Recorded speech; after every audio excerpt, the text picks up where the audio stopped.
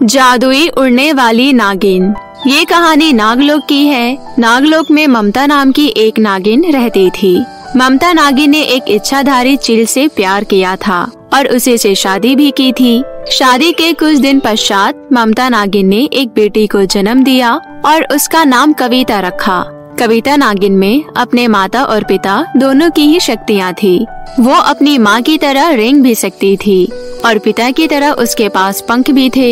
इसी वजह से कविता नागिन पूरे नागलोक में इकलौती उड़ने वाली नागिन थी। इसी तरह एक दिन कविता नागिन जंगल की सैर करके अपनी गुफा की ओर लौट रही थी। वहीं पर पेड़ के पीछे छुपकर नागलोक का एक नाग, जिसका नाम विवेक था, वो छुपकर कविता नागिन को देख रहा था। वो मन ही मन सोचता है, आ गई नागलोक की उड़ने वाली नागिन। पूरे नागलोक में सबसे विचित्र नागिन यही है, जिसके पास रेंगने के साथ साथ उड़ने की भी शक्तियाँ हैं। आज तो इसको अच्छे से परेशान करूँगा। बड़ा रेंगती उड़ती फिरती है। तभी कविता नागिन की नजर विवेक पर पड़ती है। वो मन ही मन सोचती है, हे भगवान, ये फिर से आ गया। आज फिर से ये मेरा रास्ता रोककर मुझे परेशान करेगा। आज तो मैं इसे अच्छे से मजा चखाती हूँ। बड़ा आया परेशान करने वाला। आज बताती हूँ उसको कि मैं क्या क्या कर सकती हूँ। इतना कहकर कविता नागिन अपने पंख फैलाती है और हवा में उड़ जाती है। तभी विवेक बोलता है, अरे ये नागिन कहाँ चली गई? अभी तो यहीं पर थी। हे भगवान, नजर हटी, दुर्घटना घटी। इतना कहकर विवेक जैसे ही पीछे देखता है तो पीछे कविता नागिन खड़ी मिलती है। अचानक से अपने सामने कविता नागिन को खड़ा देख वो डर जाता है। तुम यहाँ कैसे? अभी तो तुम वहाँ खड़ी थी। क्या हुआ विवेक नाग, डर गई? लगता है तुम भूल गई कि मैं उड़ने वाली नागिन हूँ। पलक झपकते ही मैं इधर से उधर चली जाऊंगी और तुम्हें पता भी नहीं चलेगा। तुम्हें पता है, जैसे मेरे पास उड़ने की शक्ति है, वैसे ही मेरे पास काला जादू की भी शक्ति है। अब तो मैं तुम्हें भी उड़ाकर अपने साथ ले जाऊंगी और शैतान को तुम्हारी बलि चढ़ा दूंगी। क्या बलि? नहीं नहीं, मेरे अंदर तो ये सब सुनकर ही खलबली मच रही है। ठीक से बात करो तुम। क्या अनाप शनाप बोली जा रही हो? मैं सच बोल रही हूँ, चलो मेरे साथ।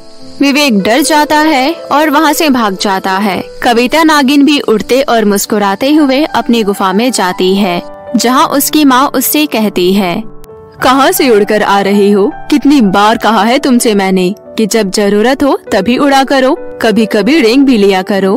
अरे माँ, जब पंख मिले हैं तो उड़ने दो ना। वैसे भी मैं पूरे नागलोक की इकलौती नागिन हूँ जो उड़ सकती हूँ।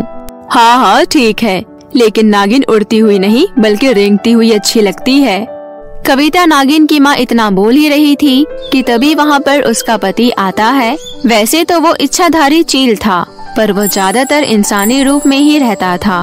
वो वहाँ आकर कहता है, अरे भाग्यवान, कौन से पुराण में लिखा है कि नागिन सिर्फ रेंगती हुई अच्छी लगती है? हमारी बेटी चील और नागिन दोनों का रूप है। बेटी, तुम्हें जितना उड़ना है तुम उतना उड़ो, तुम्हें कोई कुछ नहीं कहेगा। आप इसे ज्यादा सर पर मत चढ़ाओ। चील के तौर तरीकों के साथ इसे नागिन धर्म का भी पता होना चाहिए। तभी वहाँ खड़ी कविता नागिन कहती है, अरे माँ, आप चिंता मत करो। मैं अपना चील धर्म और नागिन धर्म दोनों का ही बहुत अच्छे से पालन करूँगी। आप दोनों को मेरी तरफ से कभी कोई शिकायत का मौका नहीं मिलेगा। ये मेरा वादा है आप दोनों से। इसी तरह समय गुजरता जाता है और महाशिवरात्रि का त्योहार आता है। सभी नाग नागिन नाग मंदिर के शिवलिंग पर दूध चढ़ा रहे थे। तभी हाथ में दूध का लोटा लिए कविता नागिन अपनी सहेली कल्पना नागिन के साथ आती है और मंदिर में लगी नाग नागिनों की भीड़ को देखकर कहती है, अरे ये कब हो गया? नागलोक की जनसंख्या इतनी कब बढ़ गई? देखो तो जरा, पैर तक रखने की जगह नहीं है। सही कह रही है तू। लगता है काफी लंबा इंतजार करना होगा, तब जाकर हम शिवलिंग का अभिषेक कर पाएंगे। ना बाबा ना, मैं नहीं करने वाली इतना इंतजार। अच्छा, इंतजार क्यों नहीं करना तुझे? शिव जी की पूजा करने का मन नहीं है क्या? ऐसा नहीं है, मैं तो उड़कर जाऊंगी। जब मेरे पास उड़ने की शक्ति है तो इसका इस्तेमाल भी तो करना बनता है ना। तो देखती जा, मैं कैसे सबसे पहले जाकर शिव जी का अभिषेक करती हूँ। इतना कहकर कविता नागिन जल्दी से अपने पंख फैलाती है और पूजा की थाल हाथों में लिए हवा में उड़ जाती है और सभी नाग नागिनों के ऊपर से उड़कर मंदिर के अंदर चली जाती है। तभी भीड़ में खड़ी एक नागिन कहती है, अरे ओ उड़ने वाली नागिन, हम सब क्या पागल हैं जो इतनी देर से कतार में खड़े हैं? अरे मुझे क्या पता, तुम खुद ही कह रही हो तो शायद होगी तुम पागल। अपनी इन पंखों की शक्तियों को कहीं और जाकर दिखाना। चुपचाप जाकर कतार में खड़ी हो जाओ। ऐसा तो बिल्कुल नहीं होने वाला है। मैंने तो किसी मर्यादा को उल्लंघन भी नहीं किया।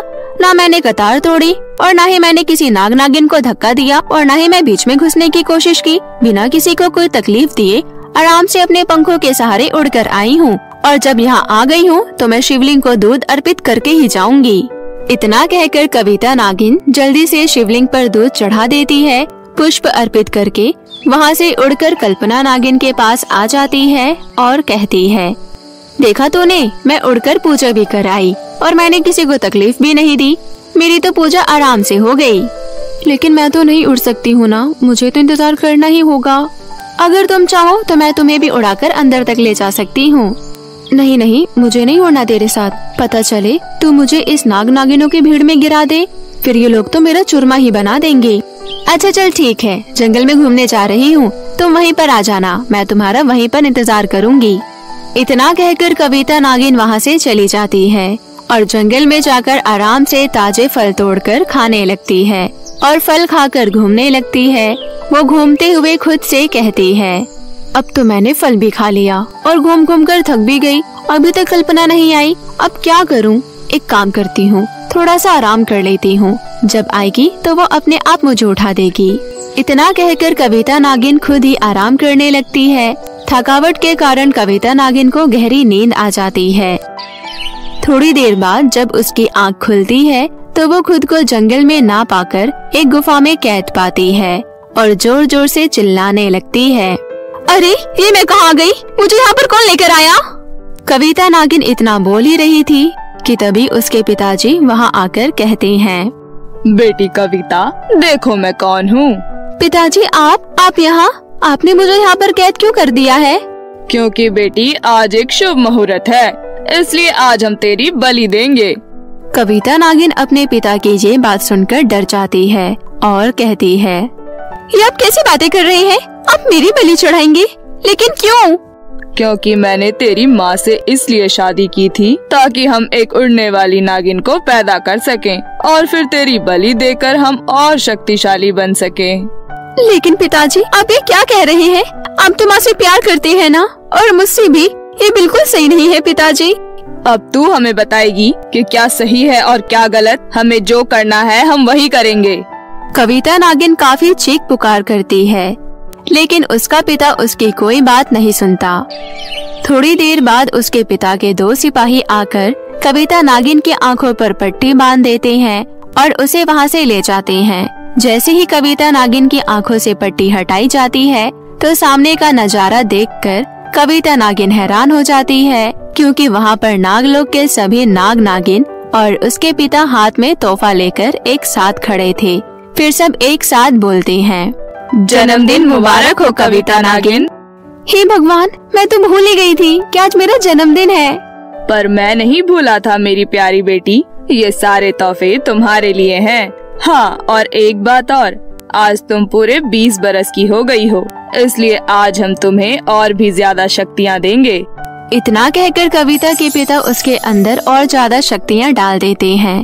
अब तो कविता नागिन पूरे नागलोक की सबसे ताकतवर नागिन भी हो गई थी। उसे अपने परिवार वालों का ये सरप्राइज बहुत अच्छा लगता है और वो सभी के पैर छूकर आशीर्वाद लेती है और खुशी खुशी अपनी जिंदगी व्यतीत करने लगती है।